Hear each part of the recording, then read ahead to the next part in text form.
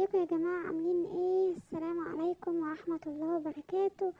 اليوم التاني على التوالي، بس الفيديو نزل لكم متأخر، معلش حقكم عليا، غصب عني والله بجد. روتين، يوم جديد، روتين في المطبخ، نظافة المطبخ. وزي ما انتوا شايفين الموضوع عايز اعادة تاني، اعادة تنظيف تاني من اول وجديد طبعا.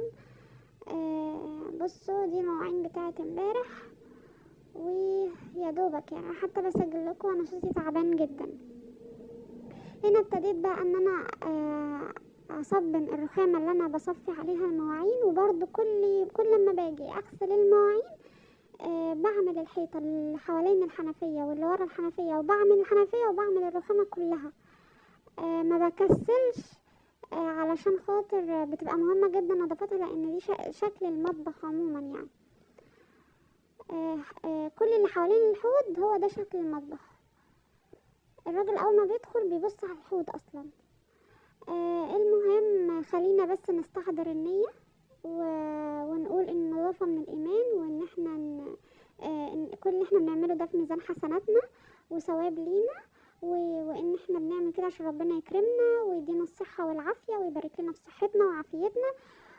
وان النظافة من الايمان، وان الله جميل يحب الجمال. وان اتحمسوا كده معايا بقى، وكل وراه حاجه يقوم يعملها بالنيه ديت. وان على فكره كل واحد لما يكون متضايق من حاجه يطلعها في النظافه، يخرج طاقته في ان هو يعمل اي حاجه في البيت، اي حاجه جديده. لو هو بيعمل حاجه جديده، سواء هو بينظف، يفرغ كل الطاقه السلبيه في نظافه بيته. هنا كنت صبنت شويه من المواعين بقى وصفيت شويه، وهرجع اكمل بقى. انا كل ما باجي اصبن المواعين بقسمها على فكره يا بنات، علشان ما احسش بكركبه. هنا رجعت بعد ما خلصت المواعين وخلصت الليله دي كلها، رجعت اعيد على البوتاجاز طبعا عشان الرده بتاعه العيش، وكان شكله ملحوظ خالص. رجعت اعمله، الله المستعان يعني. عايزه اقول لكم عايزه اقول لكم حاجه كده كنت بفكر فيها، ودي حاجه احنا بقينا ننساها. يا جماعه البيوت امانه. يعني ايه البيوت امانه؟ يعني انا رحت ضيفه عند حد، والحد ده مثلا سمع ان انا سمعت في بيته ان هو بيقول كذا كذا كذا. ما ينفعش ان انا اخرج اقول الكلام ده لبره، وما ينفعش ان انا اقول لحد تاني، لان دي مجالس، والمجالس ليها امانه. انتوا فاهميني؟ يعني دي تسمى خيانه الامانه او خيانه المجالس. عشان كده لازم اول ما نقوم من اي مجلس، سواء انا قاعده مع صاحبتي، قاعده مع جارتي، قاعده مع جوزي، قاعده مع اختي، قاعده مع اي حد، لازم ان انا اصون الامانه ديت. ولازم اول ما اقوم اقول لا اله الا انت سبحانك اني كنت من الظالمين. اقولها حتى في السر، بحيث ان انا لو قلت اي زلة لسان او قلت اي حاجة في المجلس، حاجة اشيل عليها ذنب، يعني دي بمثابة ان انا بمحي الذنوب اللي انا اخدتها في المجلس ده، في حين ان انا ما كنتش جبت سيرة حد ونميت واختبت، يعني فاهمني؟ بص انا هنا بنضف البوتاجاز، خلاص بمسحه. وهنا الرخامة التانية، الناحية التانية اللي هي جنب البوتاجاز دي بعملها. الله المستعان يعني. ودايما وانتوا بتنضفوا المطبخ سموا الله واستغفروا وصلوا على النبي كتير، الصلاة الإبراهيمية زي ما قلتها لكم، اللي هي اللهم صل على محمد وعلى آل محمد كما صليت على إبراهيم وعلى آل إبراهيم إنك حميد مجيد. اللهم بارك على محمد وعلى آل محمد كما باركت على إبراهيم وعلى آل إبراهيم في العالمين إنك حميد مجيد. ودايما سبحوا الله واستغفروا كتير، وادعوا ربنا وقولوا سبحان الله وبحمده سبحان الله العظيم، لان ديت بتدي للست اللي هي ربة المنزل او اللي هي الام، بتديها يعني سبحان الله. الحاجات ديت بت زي اكنك بتدعي ربنا ان هو يديك الصحة والعافية يعني، او يبارك في صحتك.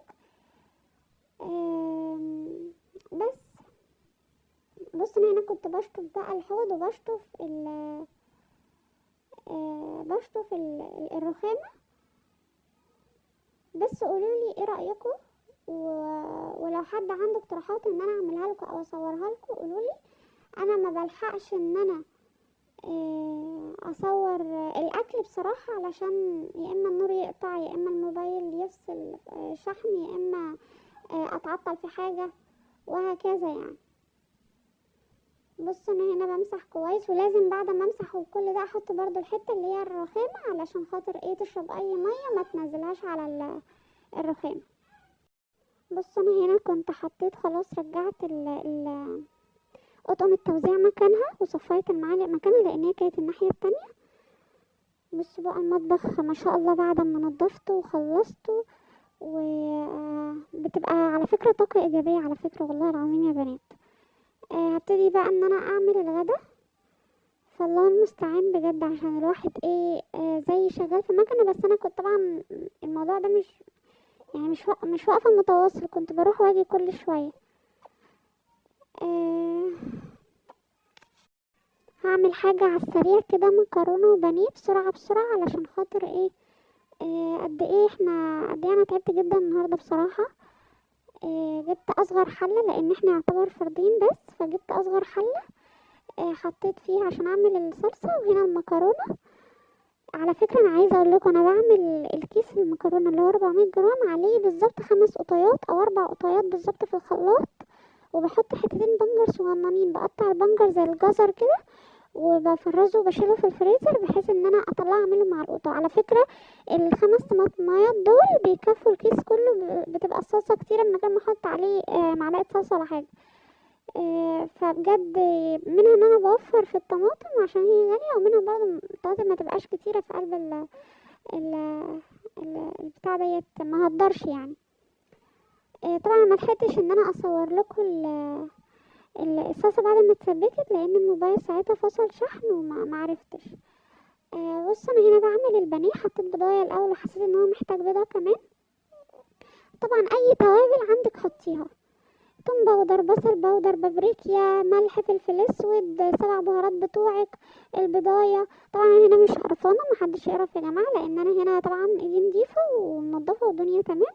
فبعمل كده السريع سريع، ما عنديش اي غلافز خالص ان انا اعمله يعني وانا بعمل الاكل. بصوا لو عندك فرصه تحطي التتبيله في التلاجة نص يوم او يوم يبقى احسن، بس انا هنا عشان كنت مستعجله والحاجه جاتلي متاخر اصلا. بس بجد البانيه بيطلع طعمه حلو كريسبي، ملحقتش برضه ان انا اصوره بعدها. اللي فرزته وقدرت فرزته، ودول عملتهم لينا النهارده وخلاص كده. يلا اشوفكم على خير، واستنوني بقى في فيديو جديد. مع السلامه يا بنات.